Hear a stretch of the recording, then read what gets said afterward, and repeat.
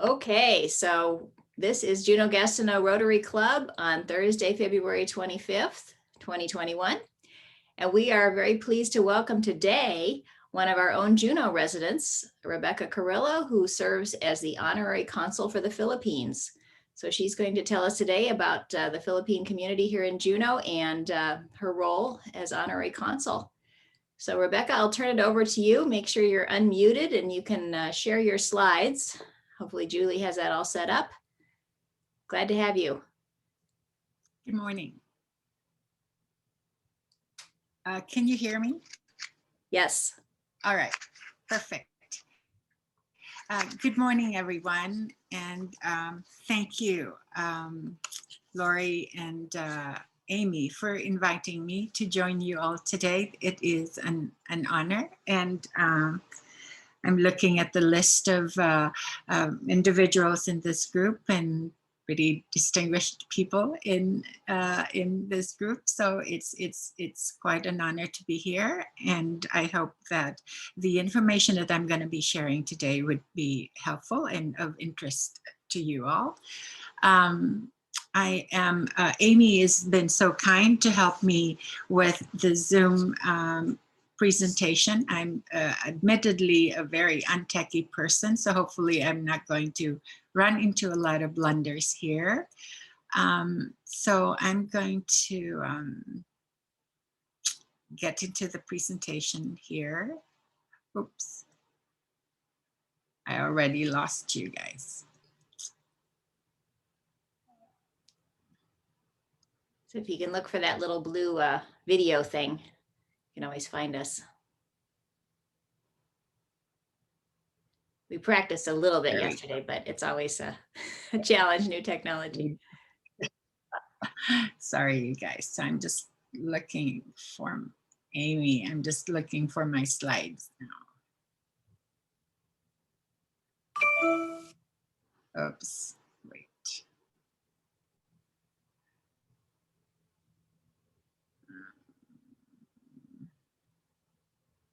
There we go.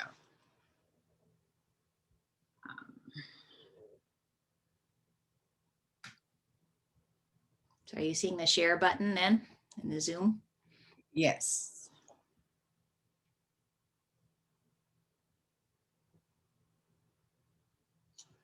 So can you see the slide? Not yet. You can share and then select the slides. Amy, I'm not seeing the slide. I'm not seeing the share buttons. Okay, it's at the bottom of the Zoom window. There's usually a green button that says share screen. Sorry, you guys. Like right below where our faces are, where the little boxes are with their faces, right at the bottom of that window. If you hover to the bottom, you have to move your mouse to the bottom of the window. Do you have access to my slides? Would that be easier, you think? Let me see if I can do it. You can go ahead and start talking about the slides and I'll see if I can bring them up. All right. I'm sorry.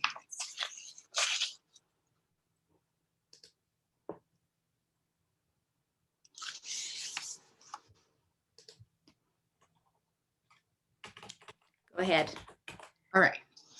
So the first slide would have been the introduction of the Philippines being an archipelagic nation comprised of 7,600 islands and only 1,000 of which is inhabited. It has a landmass of about 115,831 square miles, the equivalent at the size of combined size of Alabama, North Carolina, Maryland, and Massachusetts. Currently, it has a population of about 110,503,852.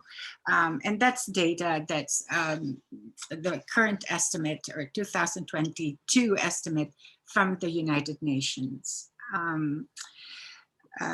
So many of you are probably familiar that the Philippines has been colonized by by the Spaniards for many years, 350 years in fact, but it has a long history of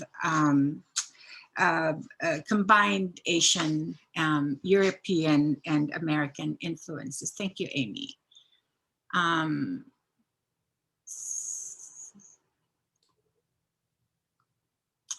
So here, this first slide has some of the demographics.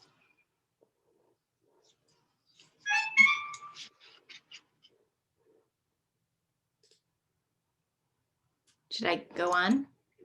Yes, and we'll go to the third slide right here. Oop, there we go. And this is just showing some of the, from 1565 to 1898, what used to be called Las Islas Filipinas, which is now the Philippines, of course, is showing some of the Spanish and cultural traits that were adopted, as you can see from the costumes to the food and the surnames and the language of the Spaniards. And we can move on to the next slide, Amy. And briefly, I'm just illustrating on this slide the vestiges of Hispanic heritage in some of the colonial era neighborhood in the Philippines. If you visit today, these structures are still alive as remnants of the colonial architecture in 3 regions in the Philippines. And the next slide will take us to the American colonization and Philippine independence. And after the Treaty of Paris was signed in December 10 of 1898, the Philippines was ceded to the United States, and thus began the American colonization. And then briefly, from 1941 to 1945, Filipinos fought alongside Americans during World War I in the famous, and also the battles of Bataan and Corregidor, which the lady advanced to Japan and saved Australia. And eventually, July 4th, the Philippines regained its independence. The next slide, I'm going through these slides a little bit faster because I want to stick to my timeline of less than 15 minutes to give you all time to ask questions. This particular slide is a picture, obviously, of the Filipino people, and I'm going to just talk briefly about what they symbolize. And this one picture with the child and the grandmother is very illustrative of a Filipino tradition of a youngster putting his forehead to the hand of his grandmother, typically. And this symbolizes a respectful gesture. And it does not matter whether that older person is a family member or a neighbor or someone being introduced to us. But if they're older, we do this as a sign of respect. And this is one of the things that is a tradition. I'm sorry, a tradition that's disappearing in today's youth. What I was telling Amy yesterday that is making me sad because not very many young people do this today. The middle picture with the food is again a symbol of community where people share their blessings, their food, however humble. This is a feast, but it is a feast of, not a feast of plenty, but basically a sharing of what people have. I mean, obviously this is just fried food, rice, fresh fruits, not one of those fiesta kind of food, but everybody's welcome to share. The one on the upper right corner, the words translates to Merry Christmas. And this lantern is a traditional Christmas lantern that I grew up making in school. All students participate. And the tradition in the Philippines is once the months of the year turns into Burr, like September, October, November, December, that's Christmas season to us. So we have 4 months of Christmas where we have that put decorations up and starts the celebration. So it's Christmas for 4 months. And the lower picture with all these happy children, I just put them up there because I can't resist those happy faces. And then we move on to the next slide, please, Amy. And these customs and traditions, I am not going to go over them in the interest of time. I just post them up here for context and for reference. I'm just going to put it up there for a minute for you guys to look over and to read. But these are some of the very core customs and values that are central to a Filipino character, basically, that I'm sure some of you have come to observe in your interactions with Filipinos. We were talking last night about the hospitality as something that I've definitely observed. Thank you, Amy. And the next slide, please. And this slide here pretty kind of chronicles the Filipinos of Alaska. So in 1788, it is the first recorded contact between seamen and Alaska natives as they work on whaling ships. And then sorters, there's a specific mention of them coming to Juneau and to work in the gold mine, AJ mine in particular. And also there's this, many of them settled in Juneau after 1940, after the gold mine closed in 1940s. So the population of Filipinos increased, like during the 2010 census, it was recorded that there were 25,424 Filipinos, which constituted 49% of Asian Americans in Alaska. And as of 2014, Filipino Americans are Anchorage's largest minority groups. Today, there are 3,100 Filipinos living in Juneau. And can we move to the next slide? Do you want to come back to this one, or you want to go ahead with it now? We'll just go to this one, Amy. Okay. All right. Again, I'm not going to go over every single one of these, but I just wanted to point out that the Filipino community as organization served as a space for Filipino gatherings. And one oldest Filipino community was established in 1938 in Ketchikan. And then the Filipino community here in Juneau was established in 1956. And that was established along with the many Tlingit Filipino families in Alaska.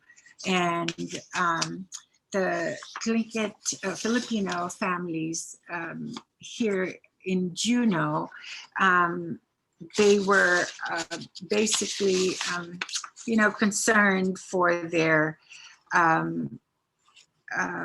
multiracial children who were not fully accepted by other Filipinos, and so they established the Tlingit Filipino wives established bake sales and socials to raise funds for the Filipino community hall in downtown Juneau. And these women were also involved in the Alaska Native Sisterhood, which is an indigenous civil rights organization established in 1915, which is still, that shared history of the organization is being celebrated still today. Then we moved on to the next slide, please, Amy.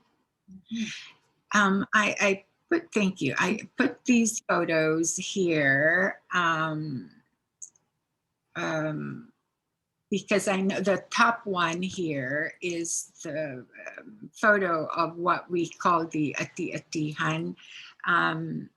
And I think many of you are familiar with this because the Filipino community has an entry almost every year to the Juneau Douglas July 4th parade. And just for information, this is actually, the Ati-Atihan is a festival that represents the barter of Panay Island in Aklan province, where the Bornean chiefs accepts gifts from the Eta, or the native people of the island, the first settlers of the island. But later on, the Christian missionaries of the island changed the meaning of that pagan celebration into something that has a Christian meaning. So they call that a Santo Niño, where the celebration of the Holy Child, or Santo Niño. So this one of the participants is carrying the image of the Santo Niño. So that's how that festival evolved. And then these subterranean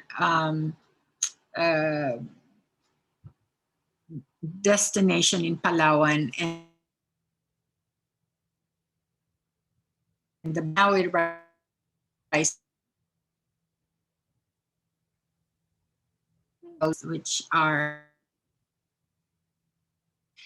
has some 5,000 hectares of caves and beaches and all those beautiful places to see. So may we go to the next slide, please. And this slide just talks more about those destinations, if anyone is interested. Can we move to the next slide, please? So my work as an honorary consul is tied to the Philippine Consulate General, and the Philippine Consulate General obviously has the jurisdiction over Alaska.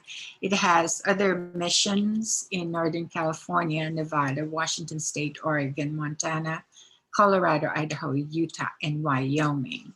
And the Philippine Consulate was established shortly after the Philippine independence was regained. There's these other information for your reference. And the next slide will talk about the goal and the focus of the honorary consul. The honorary consulate provides fewer services than a full consulate, but it serves to connect Filipino Americans with the Philippine government services, which includes visa, passports, and other documents processing. And may we go to the next slide, please. So the Philippine Consulate Consulate General in San Francisco has a new Consul General. His name is Neil Frank Ferrer. He took office on January 20th of this year. He is a career diplomat with many experience, which includes being assigned to posts in London, the United Kingdom, in Beijing, China, in Ottawa, Canada, in Vancouver, Canada, and Assistant Secretary of the Department of Foreign Affairs in the Philippines. He has agreed to institute new changes to the roles that honorary consuls play, and these are allowing honorary consuls to extend the validity of passports, assist with the oath-taking of dual citizens, and evaluation of visa applications.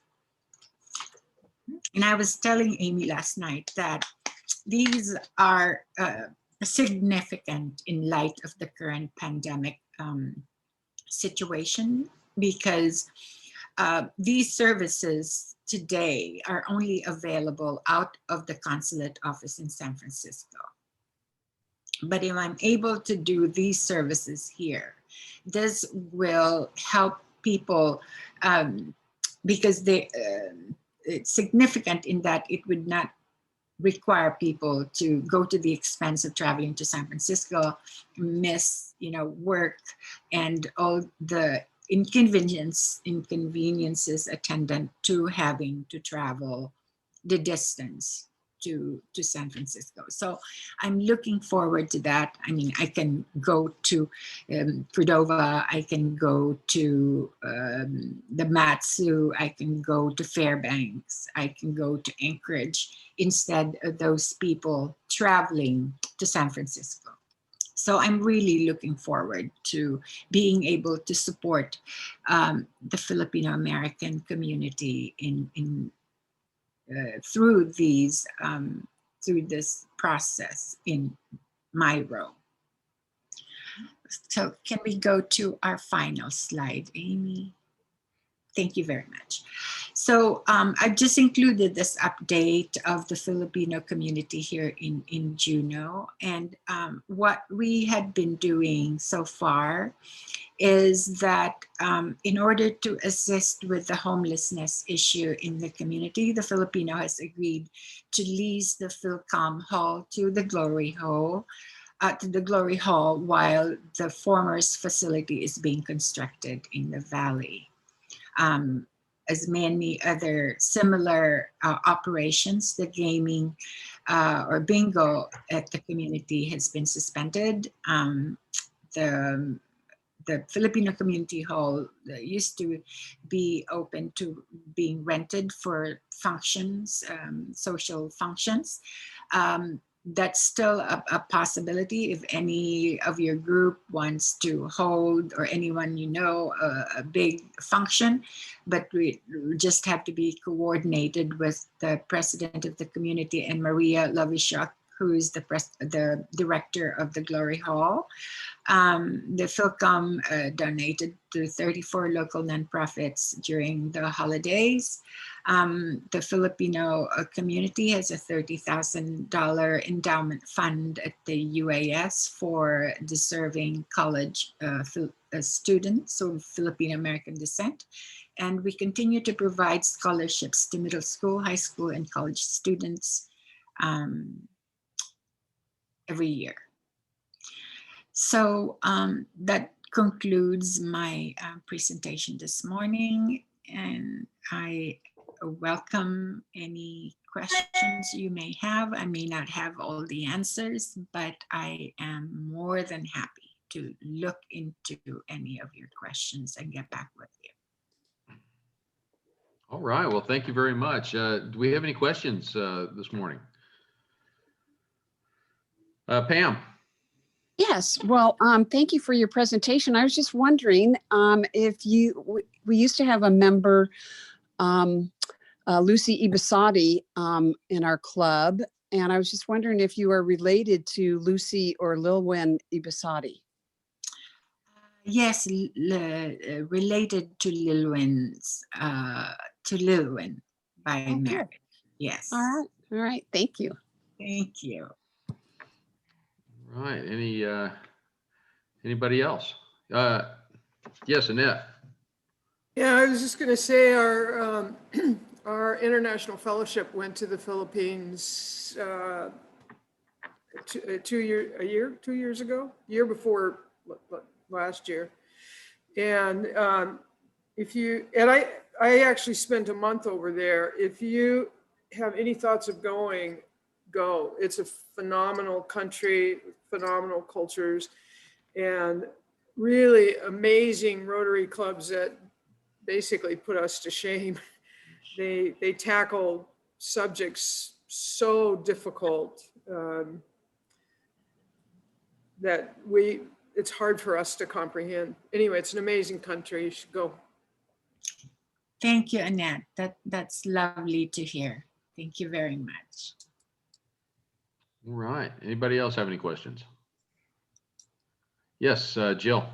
I will ask a question. Rebecca, thank you for your presentation. So I have always wondered about the spelling of the Philippines and with a PH or the Filipino with an F. Is there any, because I was just even looking through your slides and sometimes it's one way and sometimes it's the other. Is there some rule to that? A Filipino with an F describes basically a Filipino as an individual or Filipino collectively as a group. Okay. And sometimes really there's not a difference. Filipino is mostly refers to the language. Like Tagalog is the second, basically English and Filipino are used as the national or the language. So when Filipino with a P is often referred to as the language or Tagalog. But if you're referring to an individual or collective group of people, it's mostly the one with an F. But if you use the P, it's fine too. Okay. All right, that's great. Right. My son just married a girl from the Filipino American. Well, she's from the Filipino anyway. So it's very interesting to learn the new cultures. The one time we went out early on, and I poured my own tea, and she didn't quite know what to do, but she knew that that was wrong, that I should not be pouring my own tea. And when I poured tea for her, oh my goodness, she was a little upset. I was like, what's wrong? And she's like, you should never pour my tea. I should be pouring tea for you. I was like, okay, I'll remember that. So it was Yeah. a learning process. So that's fun. Right. And that's again with the Filipino culture, especially you're the mother-in-law. That's she feels like it's her duty to basically do things for you out of respect, out of a sense of duty, out of a sense of out of love, and that's just how things are done. You're older than her, so that's a sign of respect, and that's just how things are. It might sound the only thing that sometimes is taken out of context in my observation is it's viewed as subservient by some people, and this is how we that's part of hospitality also. That's how we make people comfortable, but some very independent people doesn't want to be treated that way. I want to pour my own tea. I want to serve myself. I want to make my own coffee, and I want to serve myself. So yeah, Thank that's you. a very keen observation. Thank you. John Pugh? Thank you for your presentation, Rebecca. I wondered about how COVID-19 has impacted the Philippines, and what kind of information are you getting about that as the Honorary Consul? Thank you. Thank you for the question, John. That's an important question, especially in my role. It's impacted the Philippines very badly, as many parts of the world. The lockdown measures that the current president has implemented is very strict. They have a very, very strict lockdown measures. It's very difficult because some of the measures vary by region, by barangay. It's called a barangay is the smallest form of government in a locality. So if you go, say, if you go from the valley to downtown, they have different restrictions in place in the valley, different downtown. And if you want to go from the valley, you have to have clearance from the local government unit, which is the police, from the valley to be allowed to go downtown.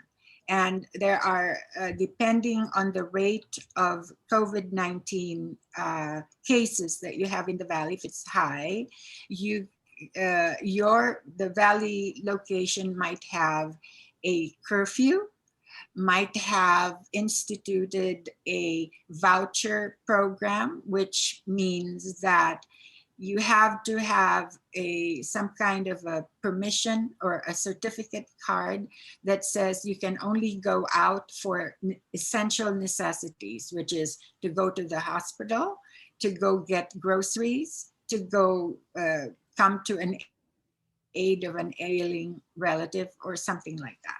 And then when the bigger, more generalized thing is that when you travel and you arrive in the Philippines, you're required to quarantine for 6 days, and you're required before you arrive that you have a quarantine facility, that you've scheduled yourself a testing facility, and you are going quarantining facility, you use those things. So restricted.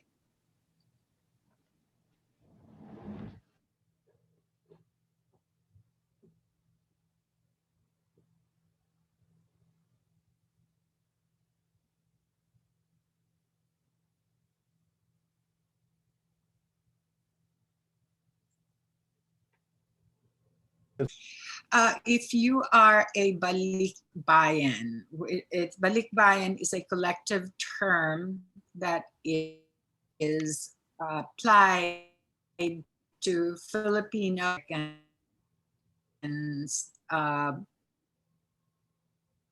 of Filipino say they have dual citizenship American without any problem at the current time. As long as they have the necessary tests and they have those COVID testing facilities and quarantining facility, testing appointment and quarantining facility already set up before they travel. But if you're a foreign national and you don't have a visa, you cannot go to the Philippines at this time unless you meet the following criteria. Unless you are a spouse of a Filipino national, unless you are a parent of a Filipino child who is in the Philippines, or you are a parent the criteria, if you're a foreigner, that would permit the Philippines. Thank you. You're welcome. Thank you. Rosemary, did you have a question? I just wanted to say thank you very much for this really interesting presentation. And I want to go back to your brief discussion about Filipino hospitality. And, you know, I was first introduced to Filipino hospitality years ago when I lived in Ketchikan. And then again, when I've, since the years that I've been in Juneau, and every single experience was absolutely fabulous, and it was just wonderful. And of course, that food is amazing. So anyway, I just want to thank you for the community has for cultural diversity. It's been quite astounding. So I'm really glad you folks are here.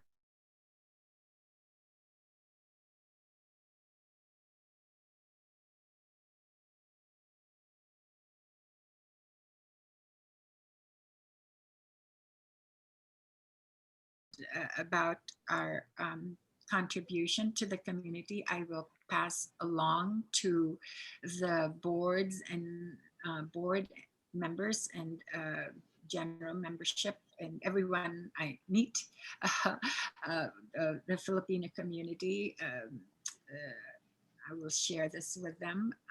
And that's also one of the reason that warms my heart that I'm here with you today, able to share and hear your thoughts today. So I thank you.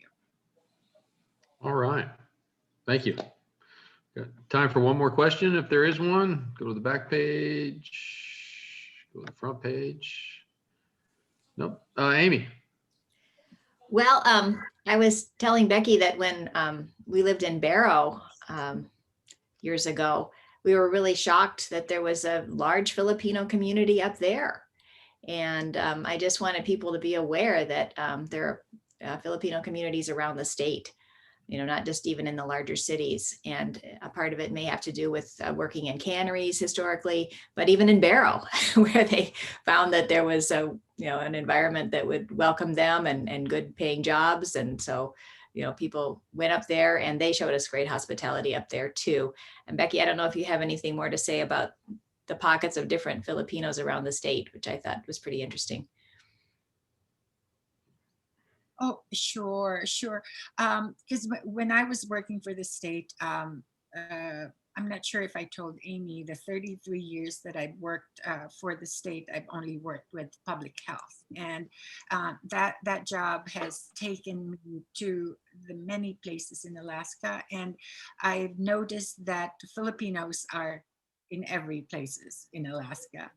And the nature of Filipinos is where there is work, there we are. We Filipinos are very, very hardworking Filipinos. You'd be hard pressed to find a Filipino who only has one job. We mostly have 2 or more jobs at the same time. And so there are Filipinos everywhere. And I myself was surprised when, in fact, there's a program, a visa program that is called the J1 visa. And I learned that allows teachers in the Philippines to come to Alaska to teach. And they're typically, I met with 2 groups so far in the last 2 months who come here. Teachers, some of them are in Teller, in Savunga, I think in Chifornak. So they get to those little nooks and crannies.